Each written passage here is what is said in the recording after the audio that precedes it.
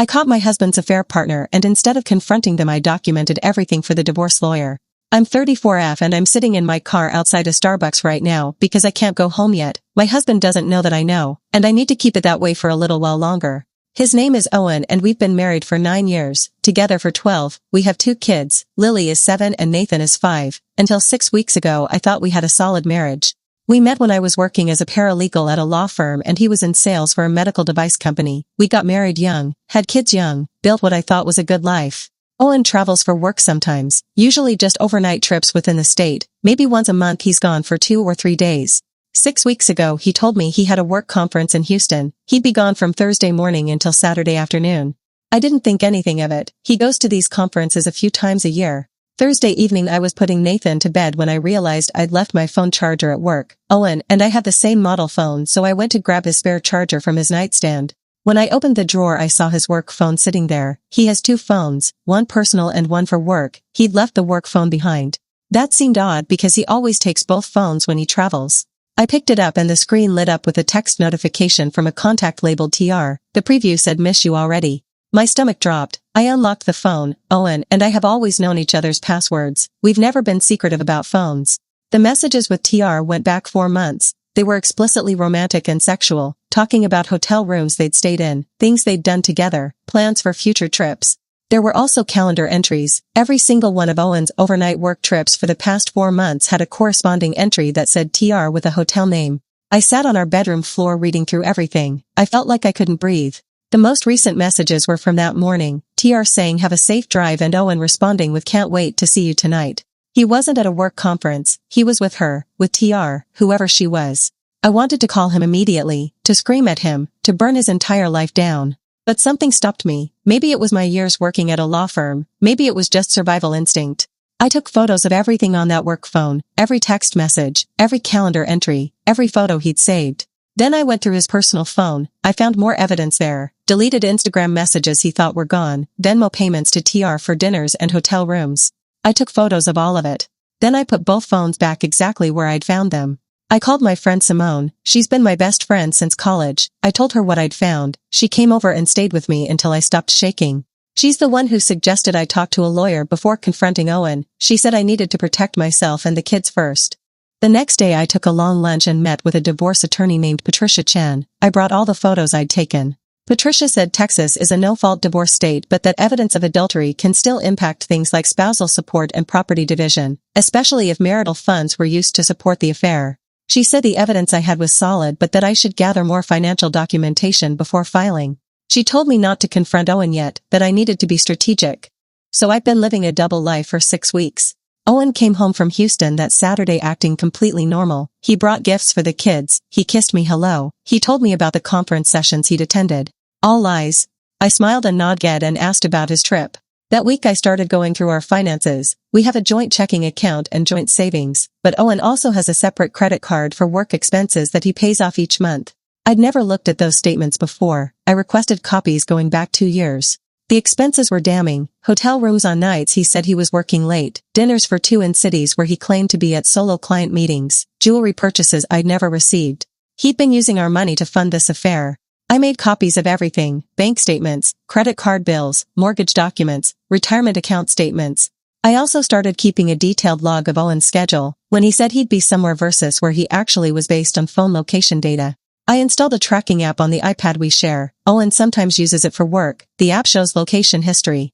I know this sounds obsessive but Patricia said the more documentation I had the stronger my position would be. 2 weeks ago Owen told me he had another Houston conference. Same story, Thursday through Saturday. This time I was ready. I checked the iPad location history. He wasn't in Houston, he was in San Antonio. I cross-referenced with his work calendar that I could access through our shared family calendar. There was no conference listed. I took screenshots of everything. While he was gone I went through his home office. I found a burner phone hidden in his desk drawer. It only had one contact, no name, just a phone number. The text messages on that phone were even more explicit, talking about leaving me, about starting over together, about how TR was his soulmate. I photographed every message. I also found receipts, printed emails, handwritten notes. He'd been incredibly careless. When Owen came home Sunday he seemed different, distracted, short-tempered with the kids. I asked if everything was okay and he snapped at me, said he was just tired from travel. Last week I met with Patricia again. I brought her everything new I'd found.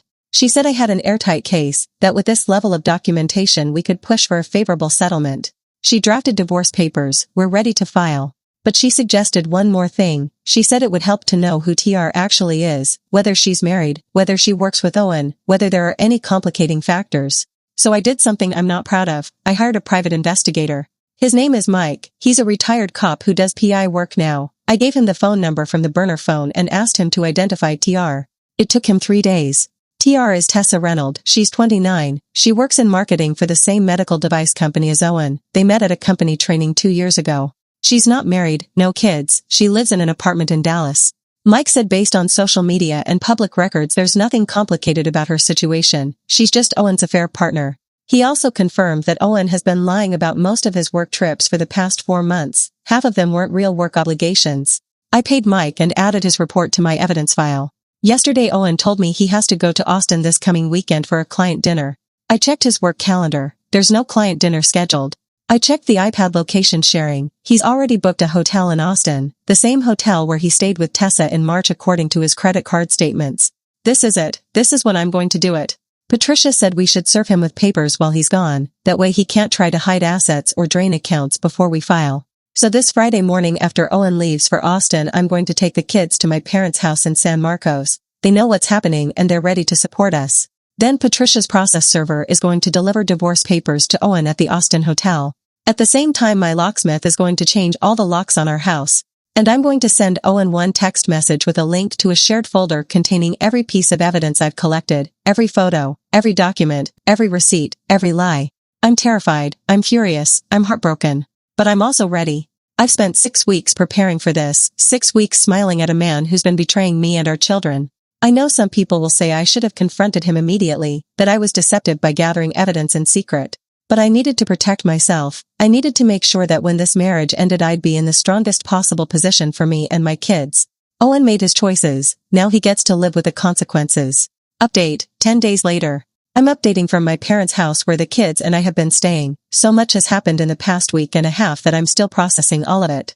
Last Friday went exactly as planned. Owen left for Austin Thursday evening. He texted me from the road saying he'd arrived safely and that the client dinner was tomorrow night.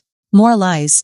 Friday morning I packed bags for me and the kids. I told them we were going to visit Grandma and Grandpa for a fun weekend. They were excited. I dropped them at my parents' house around 10. My mom had activities planned to keep them distracted. I drove back home and met the locksmith. We changed every lock on every door. I now have the only keys. At exactly 2 in the afternoon Patricia's process server went to the hotel in Austin. Owen was there. He was served with divorce papers in the hotel lobby. At the same time I sent Owen the text message with the link to all the evidence. Then I turned off my phone. Patricia had advised me not to engage with Owen directly for at least 24 hours, to let him sit with everything, to let him panic. I turned my phone back on Saturday morning. I had 47 missed calls from Owen and 33 text messages. The messages started angry, demanding to know what I was doing, accusing me of overreacting.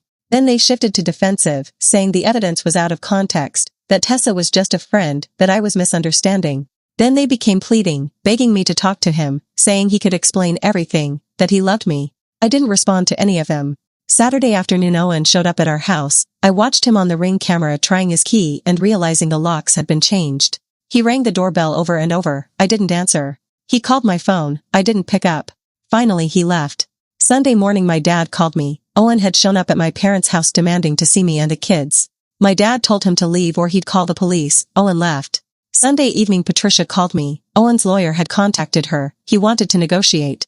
Patricia said that was fast, that usually there's more denial and anger before they get to negotiation. She thinks the evidence shook him, that he knows he has no defense. We had our first mediation session yesterday. Owen, his lawyer, me, and Patricia all in the same conference room.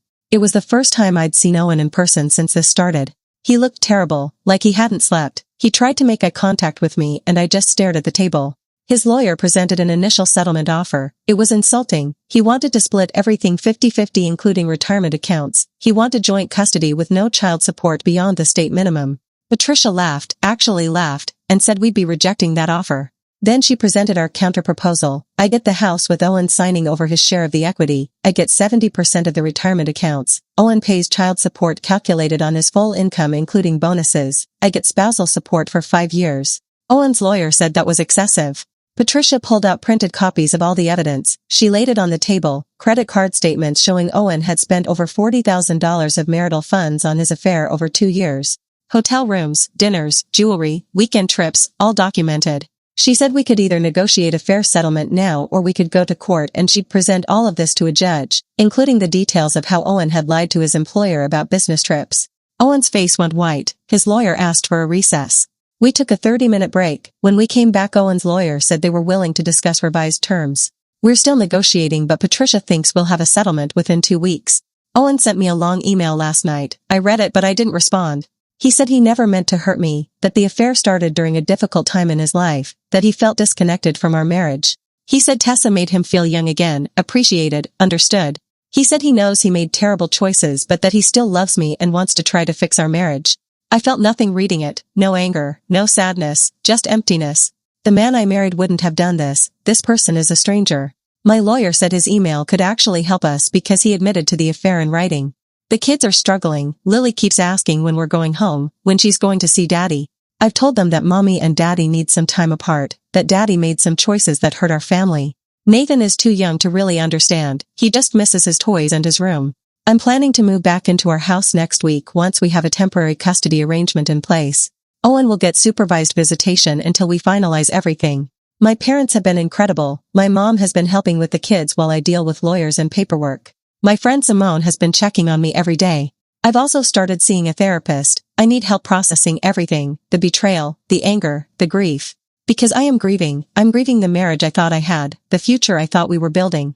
But I'm also relieved that I don't have to pretend anymore, that I don't have to lie next to someone who's been lying to me. Patricia said based on how negotiations are going she thinks Owen wants this over quickly, that he's embarrassed and wants to move on. Fine with me. I want it over too. Final update, 3.5 months later. This will be my last update because the divorce is finalized and I'm ready to close this chapter completely. The settlement was reached 5 weeks after I served Owen the papers. It took longer than Patricia initially thought because Owen kept trying to renegotiate terms. He wanted more custody time. He wanted to pay less support. He wanted to keep more of his retirement funds. Patricia shut down every attempt. She reminded his lawyer that we had documented evidence of over $40,000 in marital funds spent on an affair, that we could make this very ugly in court. The final settlement terms are better than I expected. I kept the house. Owen signed over his portion of the equity. It's worth about $200,000. I got 65% of the retirement accounts. Owen pays child support based on his full salary including bonuses. It comes to about $2,200 a month. He also pays me spousal support of $1,500 a month for 4 years. We have joint legal custody but I have primary physical custody. The kids spend every other weekend with Owen plus 1 weeknight dinner. All of Owen's parenting time was unsupervised after the first month once it was clear he wasn't going to do anything dangerous or unstable. The divorce was finalized 6 weeks ago. Owen moved in with Tessa immediately. They're living together in her apartment in Dallas. Apparently his company found out about the falsified expense reports and the fake business trips. He was fired 3 weeks ago. He got a new sales job with a different medical device company but it pays less and has fewer benefits. Patricia said that's not our problem, that child support is calculated on his income at the time of filing and he'd need to file a modification to reduce it. He hasn't filed for modification yet. The kids are adjusting. Lily had a hard time at first. She was angry with me for making Daddy leave. We started family therapy, just me and the kids. It's been helpful. Lily's starting to understand that sometimes adults make bad choices and families change. Nathan adapted faster. He's young enough that this is just his new normal. They see Owen regularly and he's apparently trying to be a good dad during his parenting time. Tessa is not involved when he has the kids per our agreement. I'm doing okay. Some days are harder than others. I had to go back to work full-time. I'd been working part-time from home doing freelance paralegal work. Now I'm back at a firm full-time. The extra income helps. Between my salary and Owen's support we're comfortable. I'm not dating and I have no interest in it. I need time to figure out who I am outside of this marriage. I've been investing in friendships, taking the kids on small trips, creating new routines and traditions. We redecorated the house, new paint colors, new furniture in the living room. I wanted it to feel different, not like the place where Owen betrayed us. Lily picked out new bedding for her room. Nathan chose new curtains with dinosaurs. Small things but they matter. I've also been dealing with my own anger. In therapy I've realized how much rage I've been carrying. Rage at Owen for lying, rage at Tessa for pursuing a married man with kids, rage at myself for not seeing the signs sooner. My therapist said the documentation phase was a way of channeling that rage into action, that it gave me control when everything felt chaotic. She's probably right. I don't regret documenting everything. It protected me and my children financially and legally. But I also recognize that those 6 weeks of pretending were traumatic in their own way, living with someone I knew was betraying me, smiling through dinners, maintaining normalcy. I did what I had to do and I'd do it again. Owen tried to reach out a few times in the weeks after the divorce finalized, asking if we could talk, if we could try to be friends for the kids' sake. I told him we could co-parent civilly, but that friendship wasn't possible. He's the father of my children and I'll treat him with basic respect in that role, but he's not my friend, he's not my family anymore. Last week Lily told me that Daddy and Tessa are talking about getting married.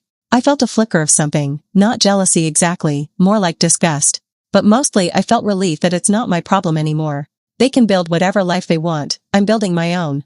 I look back at that night 6 weeks into the affair when I found Owen's work phone, and I'm grateful to that version of me who chose documentation over confrontation. She saved us, she made sure we'd be okay. The kids and I are creating something new, something honest, something that isn't built on lies. That's enough for me.